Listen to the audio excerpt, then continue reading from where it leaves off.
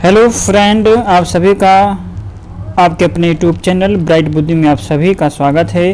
तो हम NCERT class 4 की क्लास में हैं, जिसमें से हम हिंदी की बुक क्लास 4 की कंप्लीट कर रहे हैं, रिमझिम।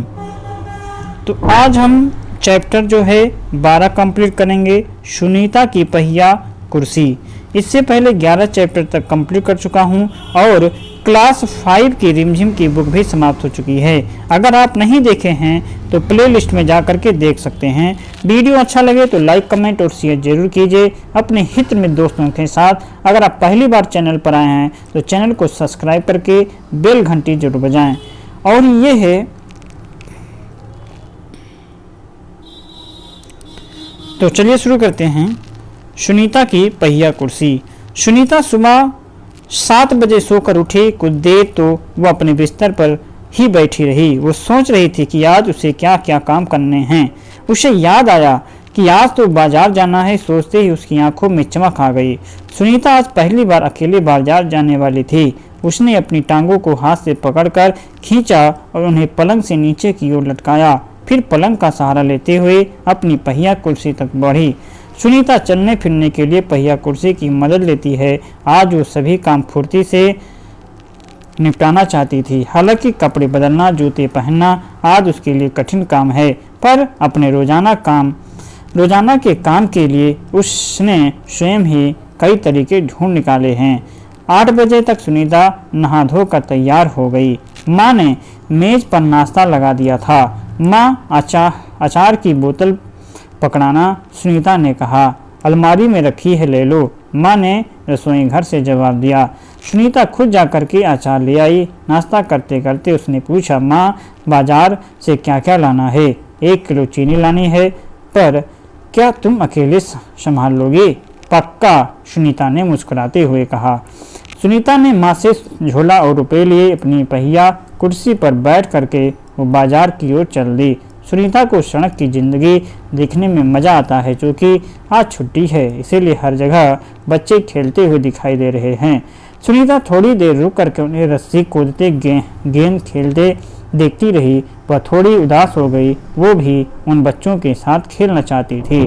खेल के मैदान में उसे एक लड़की देखी। उसकी माँ उसे वापस लेने के लिए आई थी। दोनों एक दूसरे को टुकुर टुकुर देखने लगे। फिर सुनीता को एक लड़का दिखा। उस बच्चे को बहुत सारे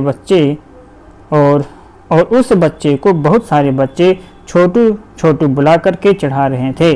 उस लड़के का कद बाकी बच्चों से बहुत छोटा था। सुनीता को ये सब बिल्कुल अच्छा नहीं लगा। रास्ते में कई लोग सुनीता को देख करके मुस्कुराए, जबकि वो उन्हें जानती तक नहीं थी। पहले तो वो मन ही मन खुश हुई, परंतु फिर सोचने लगी, ये सब लोग मेरी तरफ भला इस तरह क्यों देख रहे हैं?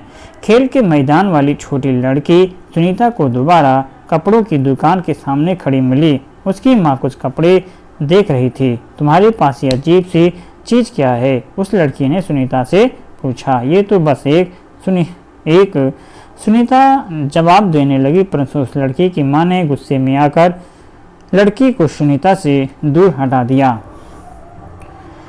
इस तरह का सवाल नहीं पूछना चाहिए फरीदा, अच्छा नहीं लगता, माँ ने कहा। मैं दूसरे बच्चों से अलग नहीं हूँ, सुनीता ने दुखी होकर के कहा। उसे फरीदा की माँ का व्यवहार समझ में नहीं आया। अंत में सुनीता बाजार पहुँच गई। दुकान में उसने घुसने के लिए उसे सीढ़ियों पर चढ़ना था।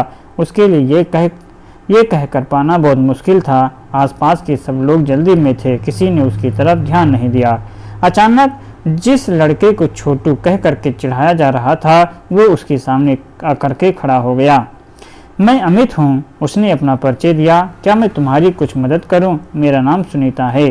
सुनीता ने राहत की सांस ली और मुस्कुरा करके बोली, पीछे के पैडल को पैर से जरा दबाओगे? हाँ हाँ जरूर, कहते हुए अमित ने पहिया कुर्सी को टेढ़ा करके उसके अगले पहियों को पहली सीढ़ी पर रखा। फिर उसने पिछले पहियों को भी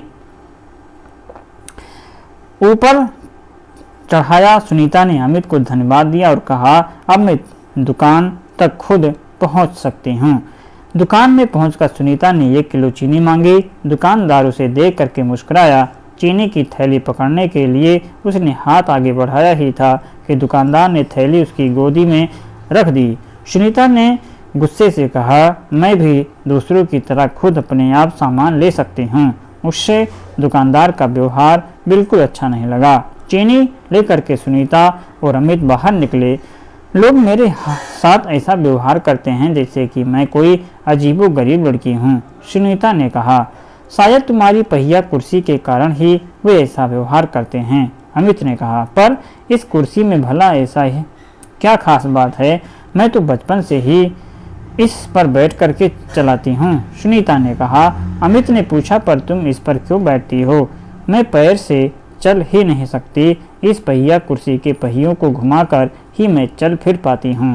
लेकिन फिर भी मैं दूसरे बच्चों से अलग नहीं हूँ। मैं वे सारे काम कर सकती हूँ जो दूसरे बच्चे कर सकते हैं, सुनीता ने कहा। अमित ने अपना सिर ना में हिलाया और कहा, मैं भी वे सारे काम कर सकता हूँ जो दूसरे बच्चे कर सकते हैं, पर मैं भी दूसरे बच्चों से अलग हूँ, इसी तरह तुम भी अलग हो। सुनीता ने कहा, नहीं, हम दोनों दूसरे बच्चों जैसे ही हैं। अमित ने दोबारा अपना सिर ना हिलाया और कहा, देखो, तुम पहिया कुर्सी पर बैठकर चलती हो, मेरा कद बहुत छोटा है, हम दोनों ही बाकी लोगों से कुछ अलग हैं। सुनीता कुछ सोचने लगी। उसने अपनी पहिया कुर्सी आगे की ओर खिसकाई। अमित भी उसके साथ साथ चलने लगा। सड़क पार करते समय सुनीता को फरीदा फिर नजर आई और इस बार फरीदा ने कोई सवाल नहीं पूछा।